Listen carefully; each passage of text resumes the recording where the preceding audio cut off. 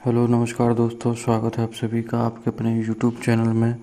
आज हम बात करेंगे हमारे अगला आपका है जो मॉडल पेपर, छठवां मॉडल पेपर आज हम लेकर आए हैं। तो इसमें हम देखेंगे बाल विकास के कुछ और इम्पोर्टेंट प्रश्न। ये प्रश्न आपके वर्ग 2 की परीक्षा में आ चुके हैं।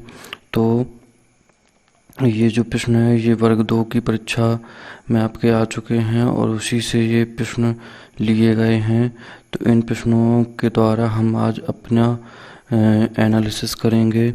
हम देखेंगे कि हमारी तैयारी का लेवल क्या चल रहा है, हम अभी किस लेवल में हमारी तैयारी चल रही है। तो सबसे पहले हम शुरुआत करते हैं। ये हमारा छठवां मॉडल पेपर 20 फरवरी 2019 का है, वर्ग 2 का परीक्षा का। देखते हैं पहला प्रश्न आपका क्या दिया गया है। तो पहला प्रश्न है आपका, हाइपर काइनेटिक विकार की विशेषता निम्नलिखित में से इसे छोड़कर शेष सभी हैं। तो किसे छोड़कर शेष सभी क्या हैं? हाइपर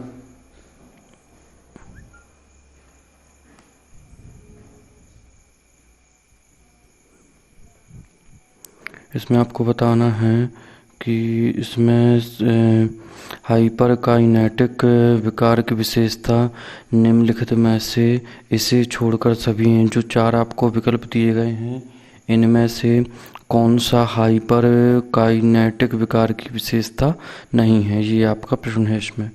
तो इस तीन ऑप्शन क्या हैं इसकी विशेषता में होंगे और एक ऑप्शन जो है वो इसकी विशेषता नहीं होगा। तो हाइपर काइनेटिक विकार की विशेषताओं कौन सी नहीं है ये आपको बताना है।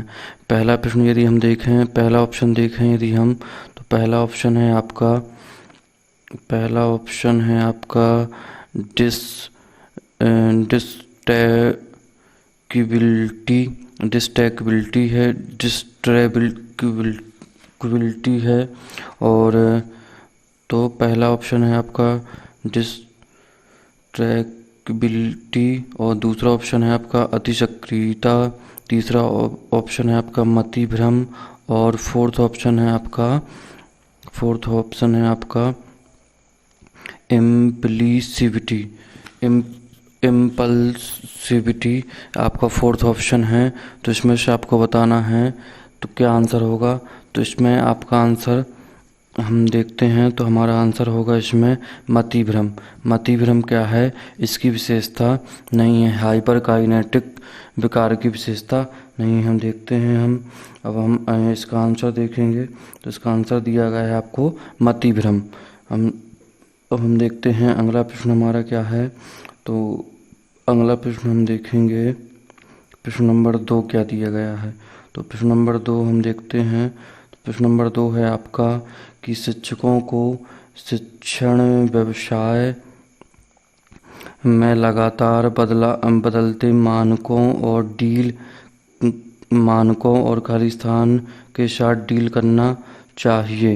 यानी शिक्षकों को जो शिक्षण व्यवसाय है वो बदल रहा है तो उसके बदलते मानकों और खाली स्थान के साथ डील करना चाहिए। किसके साथ डील करना चाहिए तो आप बताएंगे यहाँ पर कि उनको पाठ्य विवरण के साथ डील करना चाहिए या पाठ्य चर्चा के साथ डील करना चाहिए, आकलन के साथ डील करना चाहिए या फिर परीक्षा प्रणाली के साथ डील करना चाहिए। तो शिक्षकों को किसके साथ डील करना चाहिए? तो शिक्षकों को हमारा पाठ चर्चा यानी पाठ की चर्चा करते हुए क्या करना चाहिए, डील करना चाहिए। तो इसका हम देखते हैं क्या आंसर है। इसका आंसर आपका है पाठ चर्चा।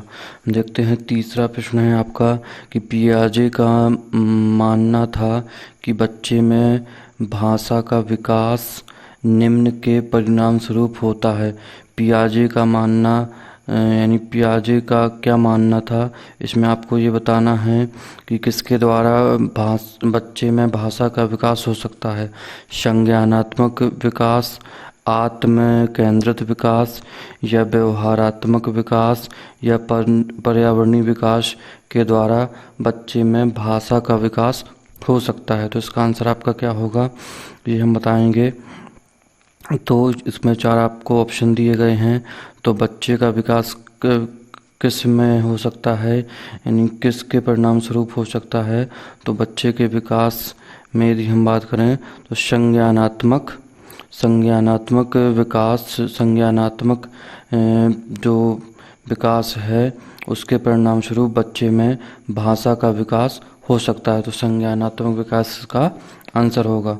अगला देखते हैं हम। अगला हम देखते हैं, इसका आंसर है आपका संज्ञानात्मक विकास। हम देखते हैं अगला प्रश्न है हमारा। अगला प्रश्न है, एक मिनट। अगला प्रश्न है आपका कि मैरी बहुत क्या थी। मैरी बहुत निर्गामी है और वह एक असाधारण भारतनाट्यम नर्तिका है, लेकिन वह शिक्षा में संतोषजनक अंक नहीं पाती है। मैरी के लिए कौन सी शिक्षण विधि अधिक लाभप्रद होगी। तो एक छात्रा है मैरी, वह क्या है, असाधारण नाट्य नर्तिका है, मतलब भरतनाट्यम करने में वह बहुत अच्छी एक नर्तिका है, लेकिन वह क्या है, शिक्षा में या पढ़ाई में उसके संतोषजनक अंक नहीं आ पाते हैं, वह संतोषजनक अंक नहीं प्राप्त कर पाती है। तो हमको बताना है कि मैरी के लिए कौन सी शिक्षण विधि अधिक लाभप्रद होगी, यानी मैरी को किस शिक्षण विधि द्वारा पढ़ाया जा सकता है, उसके लिए किस शिक्षण विधि का प्रयोग करके लाभ प्राप्त किया जा सकता है। तो पहला ऑप्शन है आपका भ्रमण या आमोद द्वारा, दूसरा ऑप्शन है आपका विचार वेद विधि द्वारा, ठीक है। दूसरा ऑप्शन है आपका विचारावेश यानी विचार आवेश विधि कह सकते हैं इसको, ग्रेड विधि द्वारा। तीसरा ऑप्शन है आपका ग्रेड विधि द्वारा और फोर्थ ऑप्शन है आपका वैयक्तिक शिक्षण द्वारा। तो उसमें किस तरह से किस शिक्षण विधि द्वारा अधिक लाभ प्राप्त किया जा सकता है।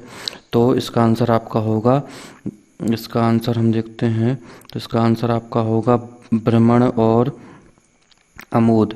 तो भ्रमण और आमोद द्वारा हम उसका क्या कर सकते हैं, शिक्षण विधि इस द्वारा उसको पढ़ाया जा सकता है, यानी इस विधि का प्रयोग करके लाभ प्राप्त किया जा सकता है। अगला प्रश्न हम देखते हैं, इसका आंसर आपने देखा भ्रमण या आमोद। पांचवा प्रश्न है हमारा कि खाली स्थान की घटना, पांचवा प्रश्न है आपका कि खाली स्थान की घटना अधिगम की प्रक्रिया में स्थिरता का एक संकेत है, यानी कौन सी घटना अधिगम की प्रक्रिया में स्थिरता का संकेत है, यह आपका प्रश्न है। तो अधिगम की प्रक्रिया में स्थिरता का एक संकेत है अभिप्रेरणा या स्थिरांक और प्रगति या वक्र। तो ये आपको चार ऑप्शन दिए गए हैं, इसमें आपको बताना है कि कौन सी प्रक्रिया क्या है, अधिगम की प्रक्रिया में स्थिरता का एक संकेत है। तो कौन सा आपका संकेत होगा, स्थिरता मतलब क्या होता है, स्थिरता मतलब स्थिरांक होता है, तो इसका आंसर क्या हो जाएगा, स्थिरांक। तो इसका आंसर आपका होगा स्थिरांक। आपको सबसे पहले हमको क्या करना है, प्रश्न को अच्छी तरह से समझना है। उसमें हम सबसे पहले प्रश्न को समझेंगे, क्योंकि जो आपके चार ऑप्शन हैं वो कहीं ना कहीं एक दूसरे से संबंधित रहते हैं। सबसे जो सटीक आंसर है, जो बिल्कुल सही आंसर है, उसमें उसको हमको प्राप्त करना है, बिल्कुल भी हमें को घबराना नहीं है। तो सबसे पहले हम क्या करेंगे, अपना प्रश्न पूरी तरह अच्छी तरह पढ़ेंगे, उसके बाद हम आंसर निकालेंगे। और प्रश्न को एक दो बार पढ़ेंगे, तब आपकी धीरे धीरे प्रैक्टिस बनेगी, तब हम परीक्षा में जल्दी से प्रश्न हल कर पाएंगे, जल्दी से प्रश्न का आंसर प्राप्त कर पाएंगे। तो ये प्रश्न हमने देखा 5वें नंबर का। छठे नंबर का प्रश्न देखते हैं हम कि छठे नंबर का प्रश्न है आपका कि समावेशी कक्षाओं में पढ़ाने का मुख्य उद्देश्य क्या है। समावेशी कक्षाओं मतलब सभी का क्या होता है उसमें, यानी सभी को एक साथ पढ़ाना। तो समावेशी कक्षाओं समावेशी कक्षाओं में पढ़ाने का मुख्य उद्देश्य क्या है? छात्रों को नौकरी के लिए तैयार करना, छात्रों को परीक्षा पास करने के लिए तैयार करना, छात्रों को चिंतन शक्ति का विकास करना, छात्रों की चिंतन शक्ति का विकास करना, या छात्रों को नोट्स प्रदान करना। तो इसका मुख्य हमारा क्या आशय है समावेशी शिक्षा का? तो समावेशी शिक्षा का क्या आशय होगा? समावेशी शिक्षा का से हमारा आशय होता है छात्रों में चिंतन शक्ति का विकास करना। तो इसका आपका आंसर होगा चिंतन शक्ति का विकास करना। देखते हैं हम इसका क्या आंसर आता है। तो यहाँ हम देखेंगे इसका आंसर है छात्रों की चिंतन शक्ति का विकास करना। ये 6 नंबर का प्रश्न था। हम जल्दी जल्दी प्रश्नों को क्या करेंगे, पढ़ेंगे और उनका आंसर निकालेंगे। तो यहाँ पर आपको अगला प्रश्न दिया गया है, विकास में वे परिवर्तन सम्मिलित नहीं होते जो निम्न के कारण होते हैं। विकास में कौन से परिवर्तन सम्मिलित नहीं होते जो निम्न के कारण होते हैं? तो बीमारी, अधिगम, परिपक्वता या बुढ़ापा। तो विकास में वे परिवर्तन सम्मिलित नहीं होते जो निम्न के कारण होते हैं। तो जो बीमारी के कारण, अधिगम के कारण या परिपक्वता या बुढ़ापा के कारण। तो इसका आपका आंसर है बीमारी। बीमारी के कारण जो हमारे विकास में परिवर्तन होते हैं वो सम्मिलित नहीं किए जा सकते। तो जो विकास में परिवर्तन होगा वह सम्मिलित, बीमारी के कारण जो परिवर्तन होगा वह सम्मिलित नहीं किया जाता है। अब हम देखते हैं अगला प्रश्न है हमारा। अगला प्रश्न, इसका आंसर है बीमारी। और 8वें नंबर का प्रश्न है आपका कि स्वातत्व बनाम शर्म और संदेह। स्वातत्व बनाम शर्म और संदेह, autonomy versus sham and doubt के एरिक्सन के मनोसामाजिक चरण में प्रमुख घटक कौन सा है?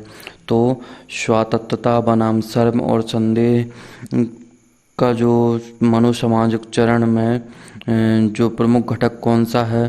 प्रारंभिक, सहायक। आपका इसका घटक कौन सा है? प्रारंभिक, सहायक है, या परिवार, माता पिता या शिक्षक और साथी हैं? तो इसका आपको आंसर बताना है। तो इसका आंसर क्या होगा आपका? इसका आंसर आपका होगा माता पिता।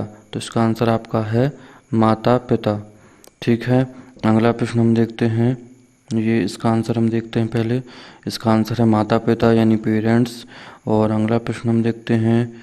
9 नंबर का प्रश्न है कि जब एक बच्चा फूलदान तोड़ता है, जब कोई भी एक बच्चा फूलदान तोड़ता है तो उसके माता पिता समझाते हैं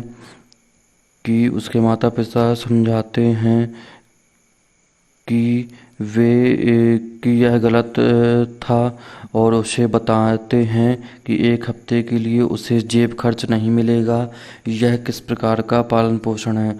मतलब कि जब कोई बच्चा एक फूलदान तोड़ता है तो माता पिता उसको बताते हैं कि यह आपने गलत काम किया है या यह जो है गलत है, और उसको 1 हफ्ते के लिए उसका जेब खर्च बंद कर दिया जाता है।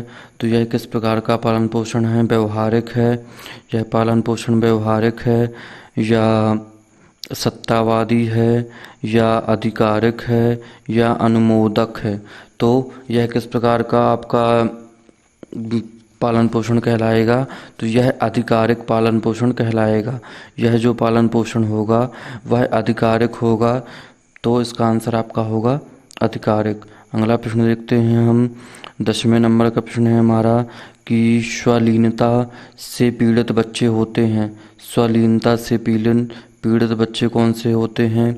दूसरों के साथ आँख से संपर्क करने में असमर्थ, मतलब जो दूसरों के साथ आँख से संपर्क करने में असमर्थ होते हैं। और दूसरा ऑप्शन है आपका कि आराम से घूमने में असमर्थ, नींद लेने में असमर्थ। अगला है आपका नींद लेने में असमर्थ, या फोर्थ है आपका निर्देशों का पालन करने में असमर्थ। तो स्वलीनता से पीड़ित कौन से बच्चे होते हैं? तो इसका आपका आंसर होगा दूसरों के साथ आँख से संपर्क करने में जो असमर्थ होंगे वह स्वलीनता से पीड़ित बच्चे कहलाते हैं। तो इसका आपका आंसर है दूसरों के साथ आँख से संपर्क करने में असमर्थ। देखते हैं हम इसका आंसर। तो इसका आंसर यहाँ नहीं दिया गया है क्योंकि ये हाँ, दूसरों के साथ आँख से संपर्क करने में असमर्थ। 11वें नंबर का प्रश्न देखते हैं हम कि 11वें नंबर का प्रश्न है हमारा कि संज्ञानात्मक विकास के अवस्था के दौरान बच्चे क्या हैं, बच्चे वस्तुओं में हेर फेर करके ज्ञान प्राप्त करते हैं। संज्ञानात्मक विकास के खाली स्थान अवस्था के दौरान बच्चे वस्तुओं में हेर फेर करके ज्ञान प्राप्त करते हैं। तो कौन सी अवस्था है यह? तो आपकी औपचारिक संक्रियात्मक अवस्था है यह। ठीक है, पहला ऑप्शन। दूसरा ऑप्शन है आपका सेंसरी मोटर अवस्था, मूर्त संक्रियात्मक अवस्था, या फोर्थ है आपका पूर्व संक्रियात्मक अवस्था। तो यह आपकी सेंसरी मोटर अवस्था कहलाती है। तो इसका आंसर आपका होगा सेंसरी मोटर अवस्था। इसका आंसर आपका दूसरा ऑप्शन होगा सेंसरी मोटर अवस्था। देखते हैं हम इसका आंसर। सेंसरी मोटर अवस्था में बच्चे वस्तुओं में हेर फेर करके ज्ञान प्राप्त करते हैं। अब हम देखते हैं हमारा 12वें नंबर का प्रश्न है कि विविधता के प्रभाव को कम करने का एक तरीका बच्चों को निम्न की अनुमति देना है। यानी विविधता के प्रकार जो हैं उनको कम करने का एक तरीका कौन सा होगा जो बच्चों को निम्न की अनुमति देता है? एक दूसरे से जीत हासिल करने की, अलग अलग समूहों में काम करने की, अपने स्वयं के छोटे समुदायों को शुरू करने की, या एक दूसरे के साथ मेल जोल बढ़ाने की। तो वह कौन सी प्रक्रिया है जो बच्चों को विविधता के प्रभाव को कम करने का वह कौन सा तरीका है जो बच्चों को अनुमति देगा? तो इसमें आपको बताना है कि तो इसका आंसर आपका क्या होगा? एक दूसरे के साथ मेल जोल बढ़ाने की। यानी फोर्थ ऑप्शन आपका इसका आंसर होगा कि एक दूसरों को साथ मेल जोल बढ़ाने की यदि अनुमति दी जाएगी तो विविधता के प्रभाव को कम किया जा सकेगा। तो इसका आंसर हम देखते हैं। तो इसका आंसर आपका एक दूसरों के साथ मेल जोल बढ़ाने की यदि अनुमति देंगे। तो अब हम देखते हैं 13वें नंबर का प्रश्न है हमारा कि 13वें नंबर का प्रश्न देखते हैं हम कि इवान पावलोवा के क्लासिकल कंडीशनिंग के विचार के अनुसार एक उत्तेजना के लिए एक विशेष प्राकृतिक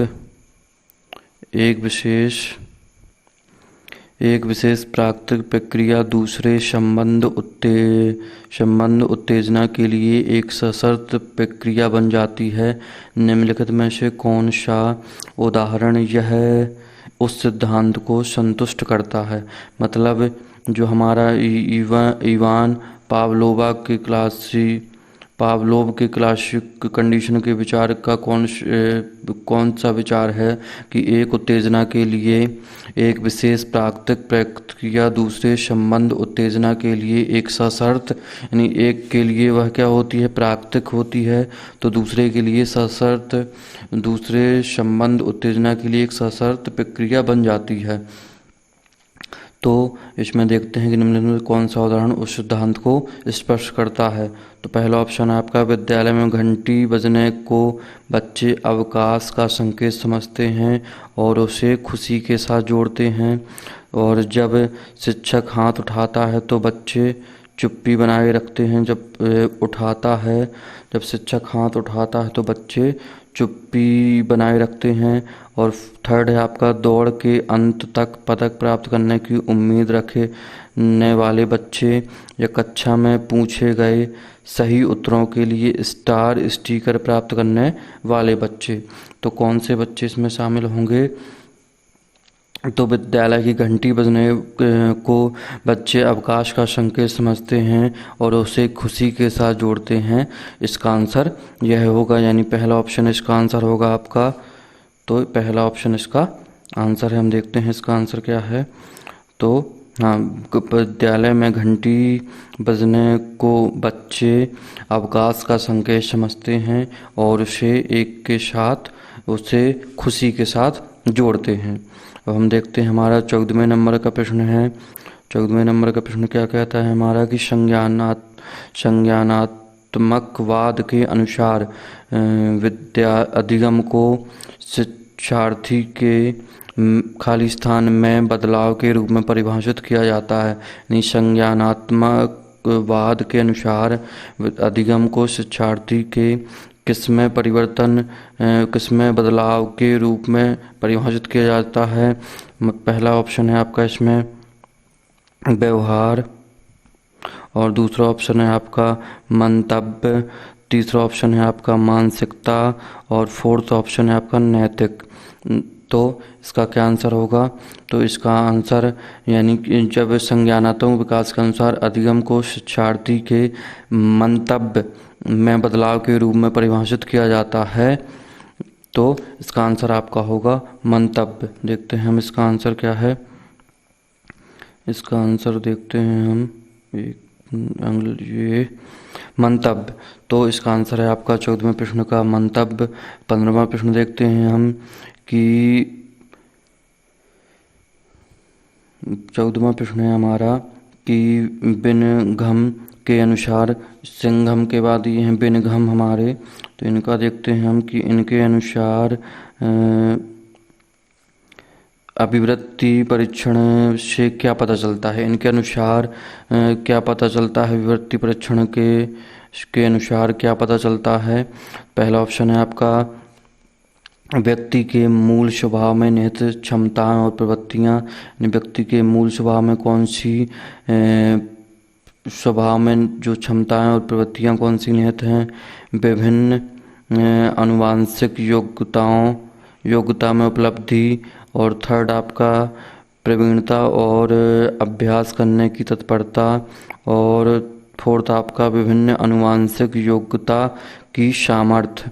तो किसका पता चलता है बिनघम के अनुसार अभिवृत्ति परीक्षण से किसका पता चलता है। तो अभिवृत्ति परीक्षण से हमारा प्रवीणता और अभ्यास करने की तत्परता का पता चलता है।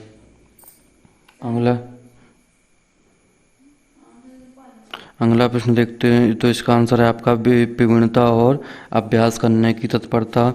16वां प्रश्न देखते हैं हम कि एक बच्चे को कोबरा से डरना सिखाया गया और अब वह सभी सांपों से डरता है।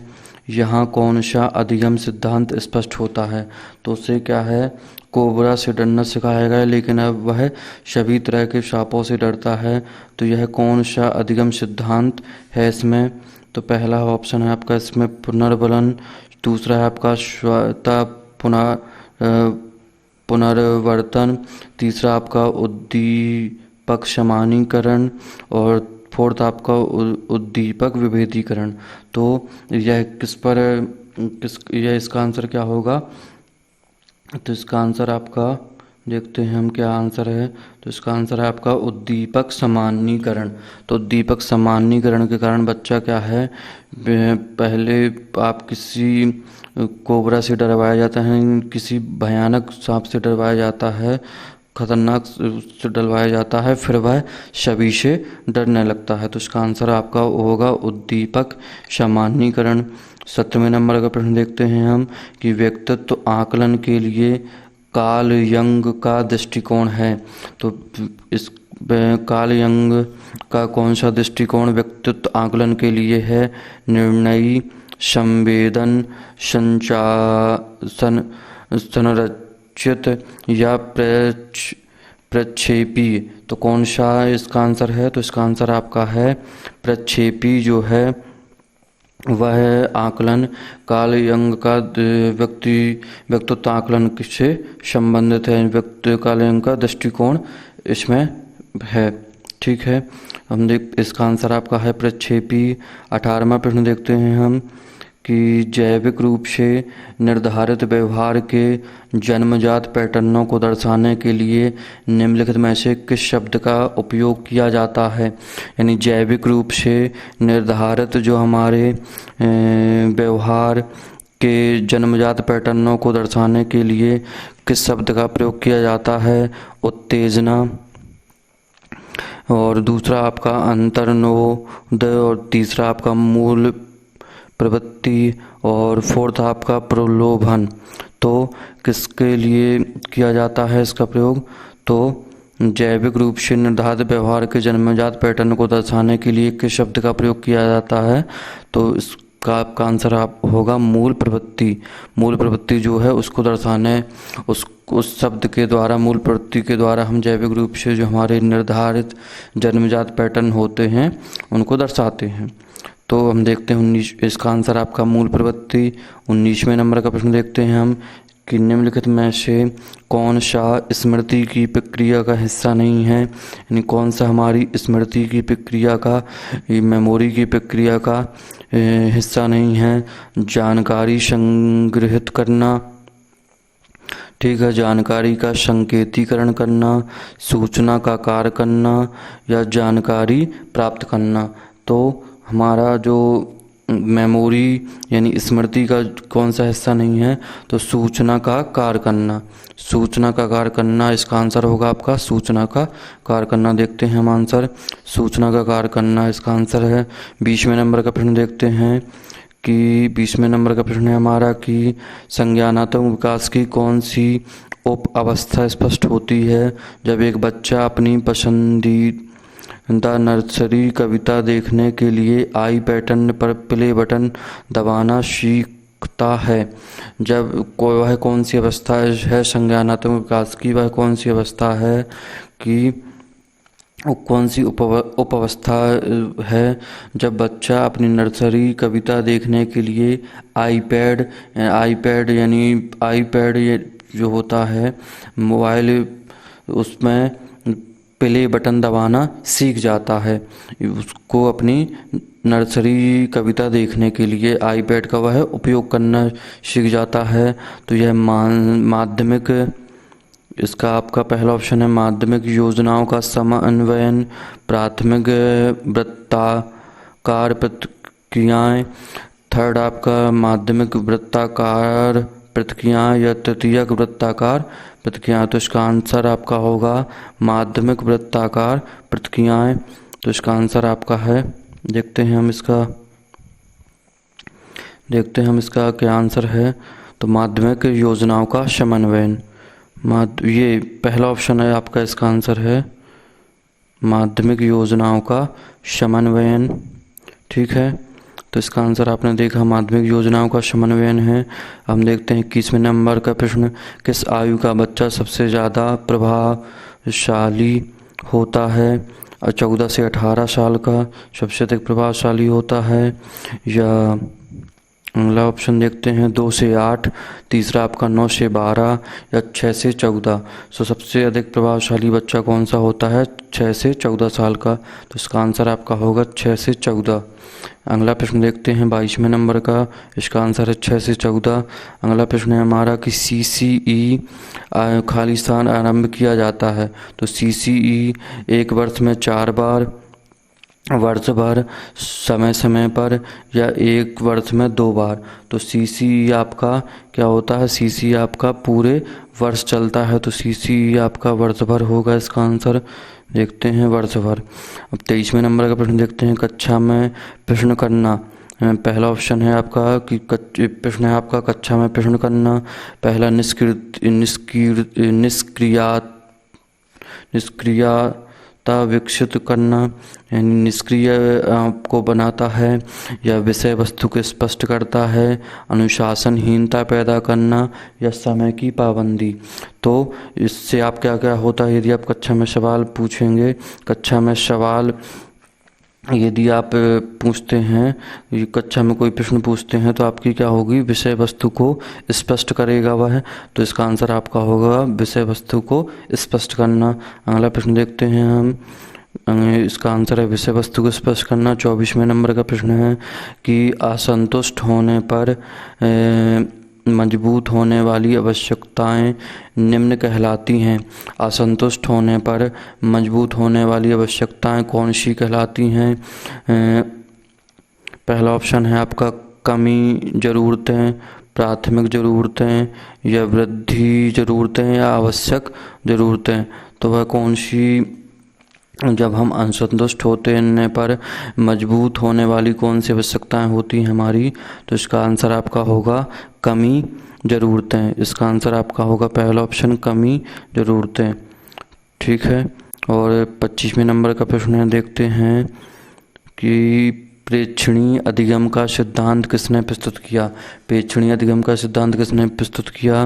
पहला ऑप्शन आपका इवान पावलोव और BF स्किनर, और थर्ड आपका रोन बेक, और फोर्थ आपका बांडूरा। तो इसका आंसर क्या आपका होगा? तो इसका आंसर आपका है बांडूरा। बांडूरा ने क्या किया था? प्रेक्षणीय अधिगम का सिद्धांत प्रस्तुत किया था। ठीक है। और अगला प्रश्न देखते हैं हम 26वें नंबर का। इसका आंसर आपका ये है। और अगला प्रश्न देखते हैं कि छात्रों की गुणवत्ता का मूल्यांकन करने के लिए इस्तेमाल की जाने वाली एक स्कोरिंग गाइड निम्न कहलाती है। तो स्कोरिंग गाइड कौन सी है? वह जो छात्रों के मूल्यांकन की स्कोरिंग गाइड, यानी मूल्यांकन का इस्तेमाल करने के लिए जो स्कोरिंग गाइड का प्रयोग किया जाता है वह आपकी क्या कहलाती है? चेकलिस्ट। और सेकंड आपका रूब्रिक्स, और थर्ड आपका रेटिंग स्केल्स, और फोर्थ आपका इन्वेट्रिस। तो इसका आपका आंसर है फोर्थ, इन्वेट्रिस क्या है? स्कोरिंग गाइड कहलाती है। इसका आंसर है आपका फोर्थ नंबर का। 27वां प्रश्न देखते हैं हम कि सुखद और अप्रिय दोनों भावनाएं खालिस्तान से जुड़ी होती हैं। सुखद और अप्रिय दोनों भावनाएं किससे जुड़ी होती हैं? पहला आपका द्विदृष्टिकोण परिहार संघर्ष, या परिहार संघर्ष, दृष्टिकोण संघर्ष, और दृष्टिकोण परिहार संघर्ष। तो इसका आंसर आपका क्या होगा? इसका आंसर हम देखते हैं कि दृष्टिकोण परिहार संबंध से हमारा क्या जुड़ी होती हैं? सुखद और अप्रिय दोनों भावनाएं जुड़ी होती हैं। अगला प्रश्न देखते हैं हम 28वें नंबर का। 28वें नंबर का प्रश्न है आपका कि प्रमाणिक आकलन का एक रूप है। प्रमाणिक आकलन किस आकलन का एक रूप है? पहला ऑप्शन आपका छात्रों को वास्तविक दुनिया के कार्यों को करने के लिए कहा जाता है जो आवश्यक ज्ञान और कौशल के सार्थक अनुप्रयोग को प्रदर्शित करते हैं।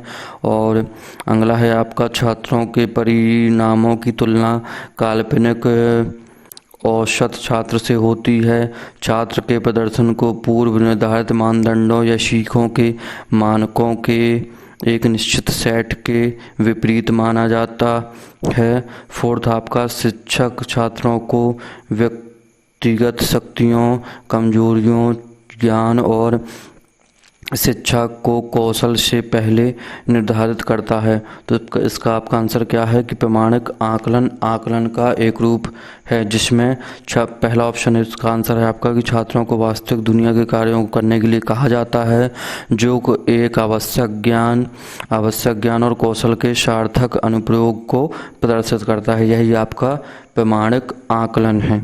तो इसका आंसर आपका पहला ऑप्शन है। ठीक है। और हम देखते हैं अगला प्रश्न क्या है हमारा। तो अगला प्रश्न है आपका 29वें नंबर का प्रश्न। इसका आंसर है फर्स्ट। 28वें का 29वें नंबर का प्रश्न आपका डाउट में है। ये क्लासिकल गेस्टाल्ट सिद्धांत निम्न के द्वारा प्रस्तुत किया गया। तो वैसे तो इसका आंसर कोहलर है, लेकिन इसका आंसर, ये प्रश्न आपका कैंसिल कर दिया गया था क्योंकि इस प्रश्न में थोड़ा सा गड़बड़ी है। तो इस प्रश्न को हम छोड़ते हैं और इसका आंसर भी यहाँ पर नहीं दिया गया है। 30वें नंबर का प्रश्न हम देखते हैं, निम्नलिखित में से कौन सा कारक विद्यालय के प्रदर्शन में बच्चे की सफलता और असफलता को प्रभावित करता है। यानी कौन सा कारक विद्यालय के प्रदर्शन में बच्चे की सफलता और असफलता को प्रभावित करता है। तो पहला ऑप्शन आपका कि माता पिता के शिक्षा की पृष्ठभूमि, बच्चे की शारीरिक मजबूती या अधिगम प्रक्रिया में शिक्षकों का योगदान, बच्चे के अधिगम पर सामाजिक प्रभाव। तो इसका क्या आंसर होगा? विद्यालय के प्रदर्शन में बच्चे की असफलता या असफलता को प्रभावित करता है, तो कौन प्रभावित करेगा? तो इसका आपका आंसर होगा कि अधिगम प्रक्रिया में शिक्षकों का जो योगदान होगा वही बच्चे की सफलता और असफलता दोनों को प्रभावित करेगा, ना कि माता पिता की पृष्ठभूमि या बच्चे की शारीरिक मजबूती या सामाजिक अधिगम पर सामाजिक प्रभाव। तो ये हमारे आज के 30 इम्पोर्टेंट प्रश्न थे। इसका आंसर हम देखते हैं कि अधिगम प्रक्रिया में शिक्षकों का योगदान। तो ये हमारे 30 इम्पोर्टेंट प्रश्न बाल विकास के मॉडल पेपर, ये 6 नंबर का हमारा मॉडल पेपर है। तो 30 प्रश्नों के हमने कुल 6 मॉडल पेपर अभी तक किए। कुल मिलाकर हमने 180 प्रश्न जो हमारे हैं उनको कंप्लीट किया है।